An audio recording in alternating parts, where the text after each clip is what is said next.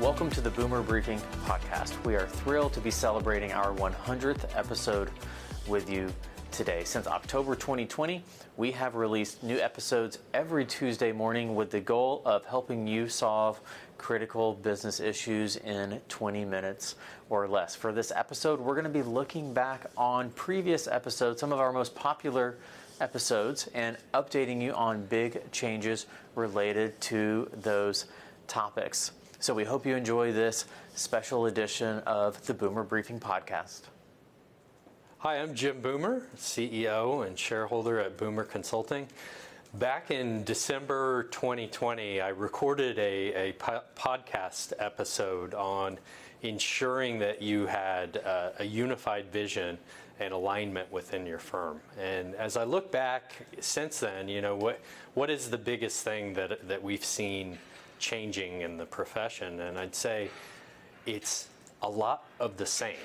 There's still, that's a timeless thing that any organization needs, is to have a vision and be unified in the direction that you're headed so that you can set strategic plans and execution plans that move you towards that vision. I'd say the biggest thing that looks different today than it did December 2020 is that more and more firms have really recognized that either one, they haven't invested the time in that, or two, it's been a while. We had a couple years where people were just trying to survive and react and respond to the uncertainty and the changes in our environment. And so I really do see that firms are seeing this as a great opportunity to reset, make sure that they're all still aligned in terms of the vision and where they want to head as a leadership team, and then investing the time and energy to get their team involved in the strategic planning process. Because if we're not aligned and all rowing in the same direction, it makes it immensely more difficult than it needs to be to try to achieve your vision and goals. Hello everyone, my name is Arianna Campbell and I'm a shareholder and consultant at Boomer Consulting. In January of 2021, I recorded a podcast episode about how inconsistencies are costing your firm. Since that episode aired, one of the biggest changes that I've seen within the profession is the increasing prominence of the role of process improvement leader.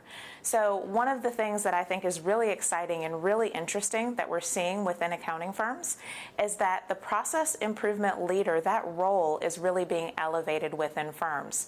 Firms are understanding that just like you need people to lead in other areas of the firm, you need to make sure that you have someone really taking the lead when it comes to process improvement. And what we're seeing is that this role is starting to live in operations. So within our operational areas, we are seeing that firms are really appointing a person or people, in some cases even teams, to really drive process improvement within firms. One of the biggest advantages for this is that it helps to break down silos for process within the firms, because our operational leaders really have insight into all of the different areas of the firm. So instead of just focusing on maybe process and tax or process and audit or process and client accounting services and having that happen in the silo, operations is helping to really drive the prioritization, but more importantly, the strategy behind this. So as we're seeing the evolution of this role, we're really seeing firms accelerate their process when it comes, or their progress, when it comes to process improvement, while also still incorporating technology and really focusing on talent in order to make those strategies successful. So that's been a really interesting change that we've seen since that podcast is recorded, and we're excited to see the continued evolution of this trend. Hi there, I'm Sandra Wiley. I'm the president of Boomer Consulting, and back in September of 2021, I did a podcast on the Great Resignation, and boy, have things changed since then. So when we think about the Great Resignation, I would tell you that that is not exactly what happened. I think it was the great realignment. People had decided at that point, if there's ever a time where I'm going to make a change in my career, that's when I'm going to do it. And the reality is that some of them actually did try something new. They were going from accounting into teaching, or they were going in from accounting into actually even being paralegals, or completely different careers. Now we have hit the moment where they're boomeranging back. They have figured out that some of the things that were happening then maybe weren't as bad as they thought they were going to be, and CPA firms started to make some changes, and you know what? Those changes are things that they wanted to see happen all along, and now they've actually happened. So we've seen things like the reduction of hours. We have seen things like a new career path. We have seen things where people are actually accomplishing more projects than they've ever done before, but in a less amount of time. Value pricing, packaging, all of that has started happening, and all of those things are super exciting for those people that thought maybe they weren't going to make this profession their long-term profession. Today, we know that they're back. And so if you keep making your firm the way you should, and you keep making changes the way you should, you'll keep the people the way you should. Hi everyone, my name is Marc Stout, Chief Innovation and Technology Officer for Boomer Consulting. In July of 2021, I recorded a podcast on why innovation is so difficult. And I wanted to take a few minutes to update you on some of the changes that I've seen in the profession since then. Now, unfortunately, innovation is still really difficult in firms, and the number one reason is they are struggling to define what innovation is. Oftentimes, innovation we still continue to think of as brainstorming or throwing something onto a whiteboard and saying, okay, this is our new $1 million idea, let's go do it. But innovation is a process, and innovation is different in every single firm. We're continuing to see firms start to invest in innovation leadership, though you may hear different titles for it. Sometimes it is a digital officer, a transformation person, a process leader. All of those types of things are encapsulating a lot of what innovation is happening inside of firms now, because everyone is struggling to figure out what is next. We've had so many years of change and adaptation. Now it's time to hit the gas, start running, and see what your firm can do. And one of the best ways to do that is by innovating, looking forward, and anticipating what some of the opportunities are out there in the market and for your firm.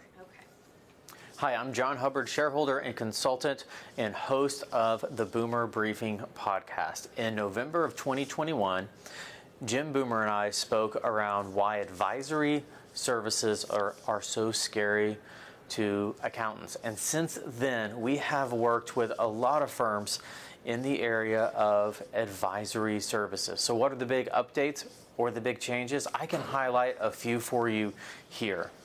One is firms are finally starting to realize that they really need to focus on that target client. Maybe they've known that for a while, but have always had the staff to serve any and all clients.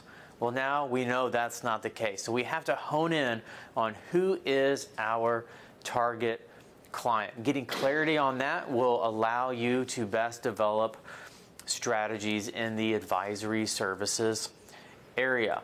So the title was, What's So Scary? Well, here's one thing that was scary for firms, and we are seeing firms break through around this topic, and that is the fact that in advisory services, packaging services together is essential to the growth of your advisory services department. Now, what does packaging services together mean? It means you have to work across departments.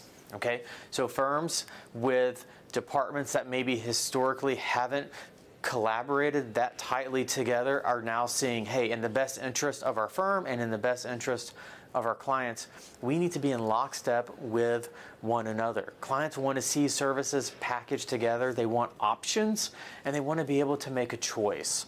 So that's one of the big strategies we see happening now is give your clients 3 options. Let them make a choice on what is the best fit for them. Turn a binary decision around, hey, do you want to work with our firm or not, into a multiple choice question of which options do you want? Which one do you think best serves you? So firms are targeting clients now and packaging those services together. And as they do that, they learn, hey, advisory services is no longer that scary.